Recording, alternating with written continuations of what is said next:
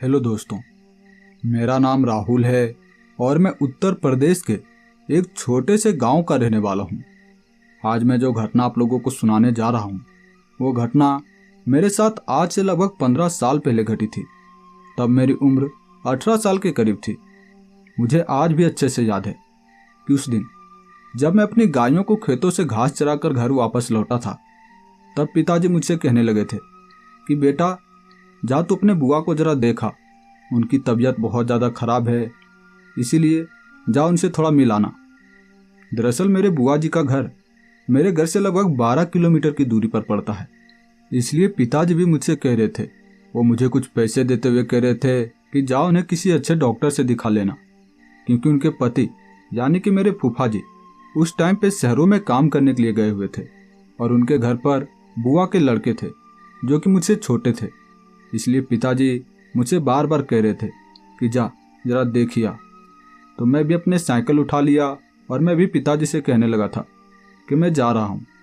दोस्तों, उस समय के लोग साइकिल से ही काफ़ी दूर दूर तक सफ़र कर लिया करते थे, लेकिन आज तो बहुत सारी गाड़ियाँ आ गई है, मोटरसाइकिल, कारें, जिससे हम लोग आसानी से सफ़र कर लेते हैं। तो इसी तरह जब मैं उस दिन अपने बुआ के घर के लिए निकल रहा था, तो पिताजी कहने लगे थे कि बेटा, तुम घर जब वापस लौटोगे तो शाम होने से पहले ही घर वापस आ जाना, क्योंकि तुम्हें पता है ना कि हमारे गांव वाले रास्ते पर क्या होता है रात में। तो मैं भी पिताजी से कहने लगा था कि हाँ, मुझे सब पता है, मैं शाम होने से पहले ही घर वापस आ जाऊंगा। फिर मैं ये सब सोचता हुआ उन रास्तों पर साइकिल लेकर निकल पड़ा था।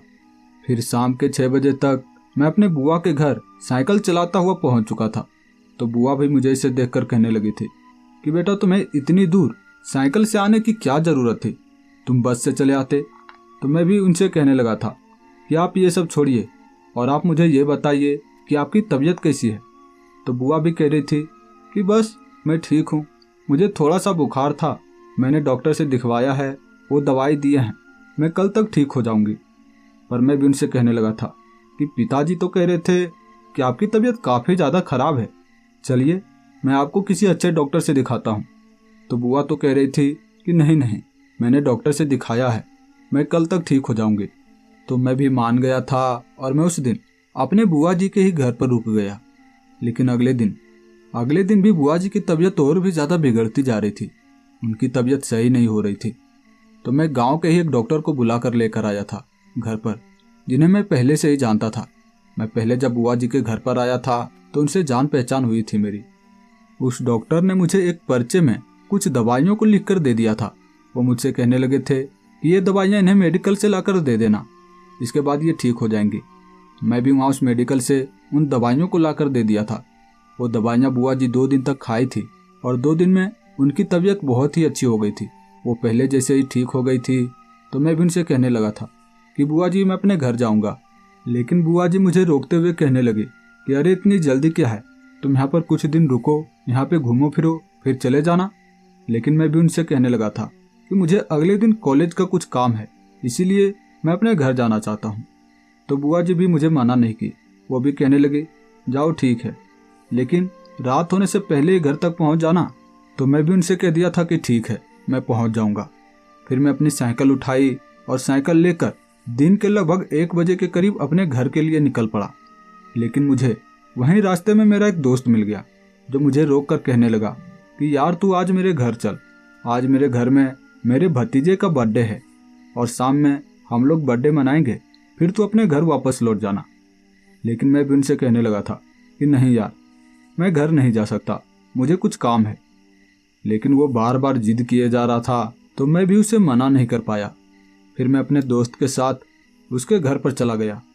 वहाँ शाम हुई और शाम के लगभग 9 बजे के करीब बर्थडे पार्टी खत्म हो चुकी थी। तो मैं भी अपने घर के लिए निकल पड़ा था।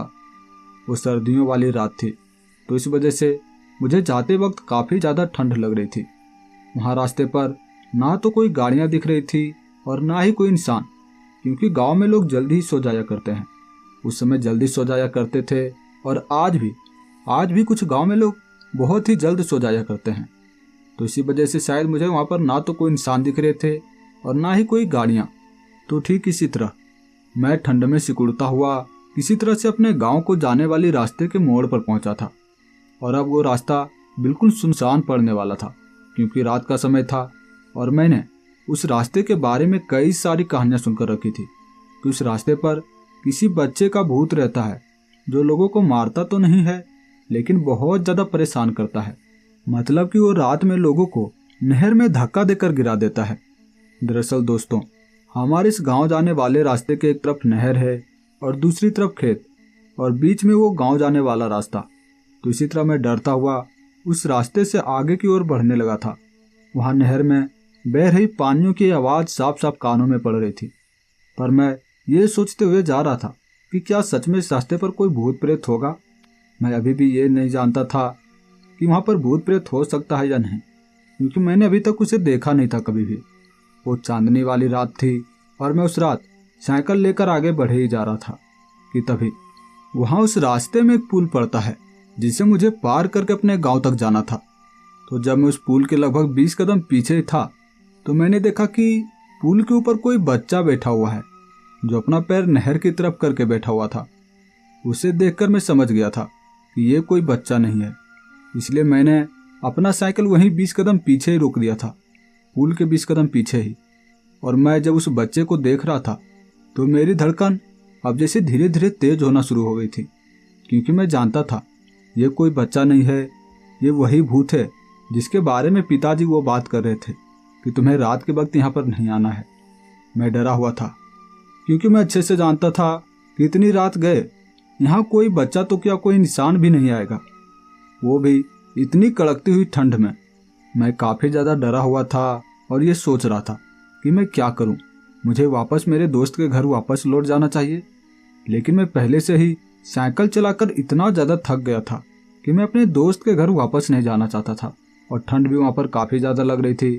तो मैं सोच लिया था कि मैं तो आगे ही बढ़ूंगा, चाहे कुछ भी हो जाए।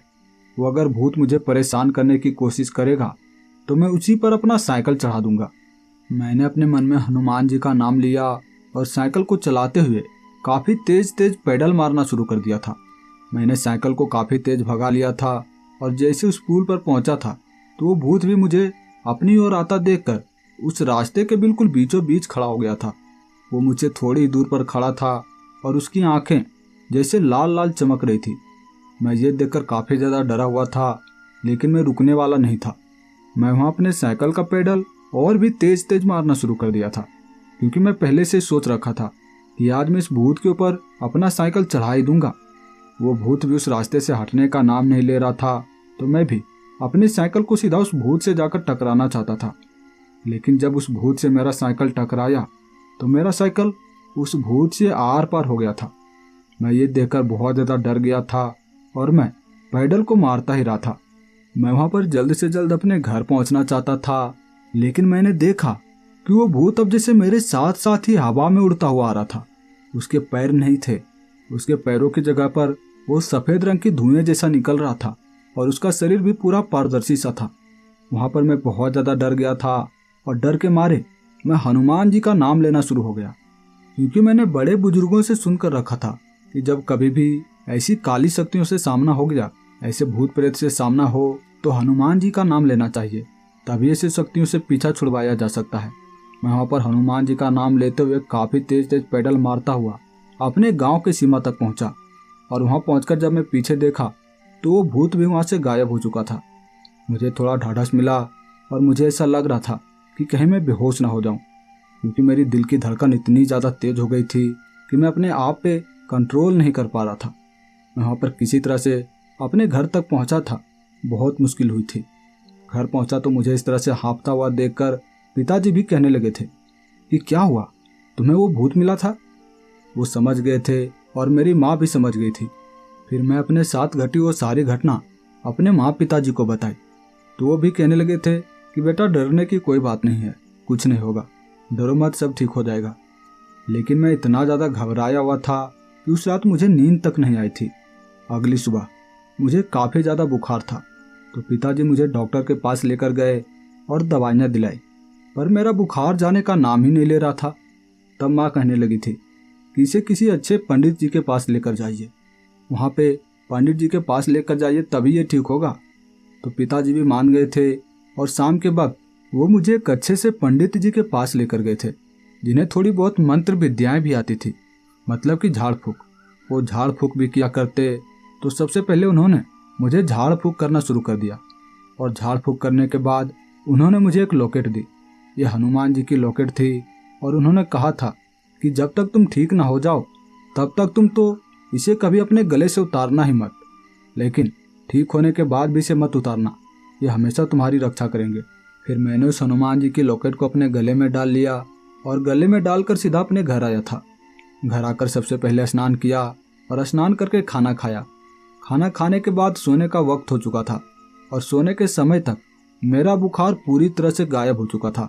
मैं बिल्कुल पहले तरह स्वस्थ हो चुका था, और तब मुझे यकीन हुआ था कि जब कोई भूत प्रेत में नुकसान पहुंचाने की कोशिश करता है, या फिर जब कोई इसी काली शक्ति हमें नुकसान पहुंचाने की कोशिश करे, तो हमें उस समय भगवान को याद करना चाहिए।